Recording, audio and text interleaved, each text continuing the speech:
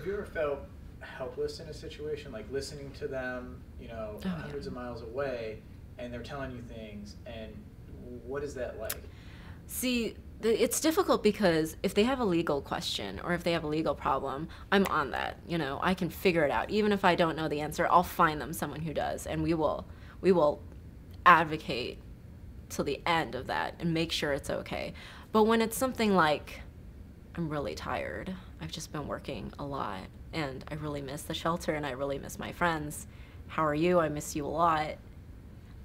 That feels impossible to me because how am I supposed, there's no way for me to transport them magically into a better life, and they're so keen on paying back this debt that that is such a burden to them that they're not, they don't, in some ways they're like, you know, there's that, I don't know if it's a myth or not, but they say like, in India the way they train baby elephants is they put a really strong rope around their necks, and when they're babies they can't get out of it, so they respect the rope. They think that the rope is always stronger than them, so when they're older, even though they can easily break the rope, they never will because they've been, you know, kind of brainwashed to think that that's what they have to do. And I think that that's kind of a pertinent metaphor because all these children coming over have these ropes around their neck where their parents and their relatives and everyone in the Fujianese community expects them to do X.